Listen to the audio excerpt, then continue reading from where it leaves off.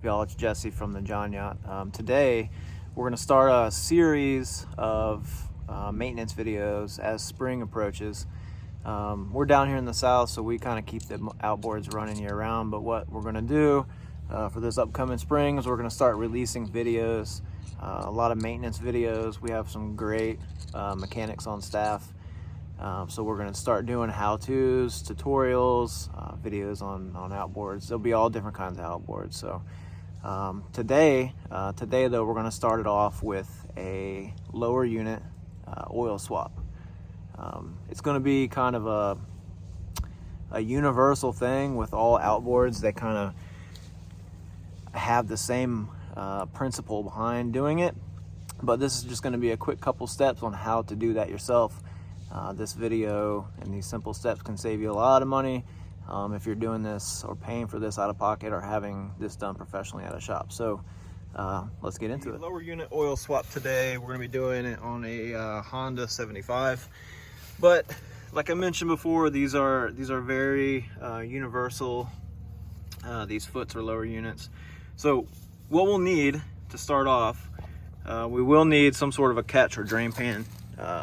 Whatever your likings. I will say your drain down here at the bottom, it does and can get a little messy with how it dribbles out of there, so I recommend something wider, kind of like it is here. With that mess I just mentioned, you'll need some sort of a rag.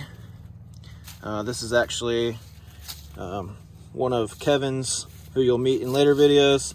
This is one of his crop tops from last summer, but it's been passed over to a rag. But also, you're going to need some sort of a screwdriver.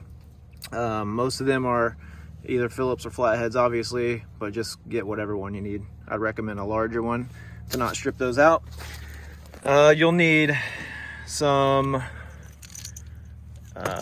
you don't need one of these, but I recommend getting one of these pumps. Basically, it sticks in your fluid and it will fill with whatever one of these applicators fit to your specific motor. This is a universal one. You can buy them off Amazon. As far as the oil, some sort of a lower unit gear lube. It's usually in the 80 or 90 weight zone. I just grab those from Walmart. If you change them often enough, and usually within your 100-hour mark, every 100 hours, it usually stays pretty consistent with your oil. It's not something you're going to fill up if it's low, or check if it's low. One of the other consumables that you might need, these screws that are taken out. You can see here oil level, and the oil drain down here at the bottom. When you take those screws out, there are gaskets on the inside of those. So if you, it's not an absolute necessity that you replace them, but when you drain your oil, if your oil looks emulsified or like it has water in it, I would recommend changing those gaskets, or if one of your gaskets appears to be damaged, I would go ahead and replace those. They're like 25 cents a piece, but you can grab those pretty much anywhere.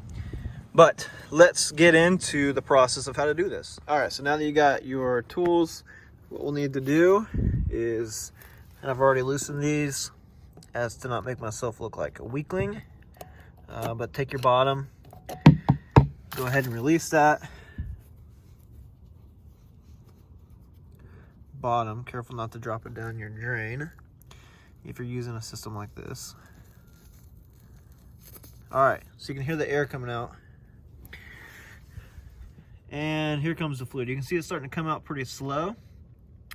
That's because that top is still on there and creating a kind of a suction and not allowing it to go out as quick. But when I loosen that in a second, you'll see.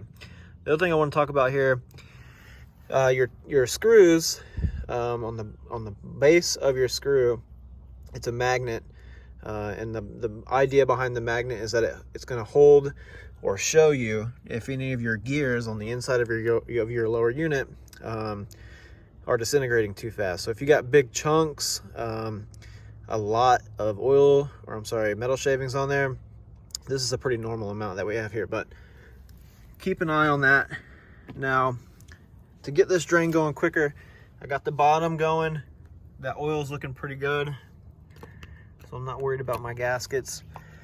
But as I loosen this top one here, you'll see the oil start to drain faster. It's getting air on the top and the bottom. All right, so top screws out. Now it's draining pretty quick out of the bottom. So give it 3 or 4 minutes here to do that, get everything drained out. Again, you want to get as much of this oil out of there as possible, especially if the oil is in bad shape, but this oil looks pretty good, so let her drain. All right, so we've got the fluid here. I've got the bottle hooked up. I filled it until it starts to come out the top, you can see here. Now, earlier when we took the caps off, or took the screws off, you could see that the screwdrivers, or I'm sorry, the fluid was leaking out of there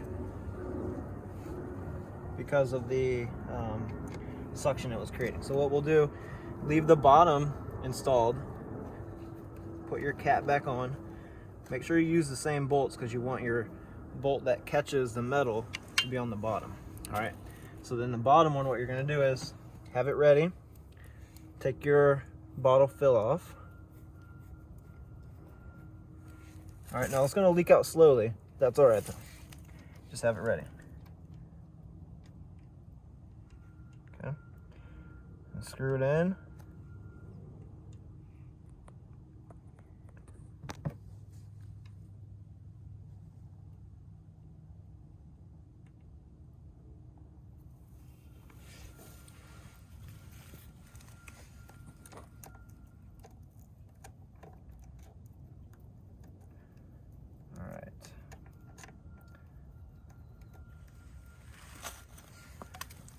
Now make sure both of these are tight.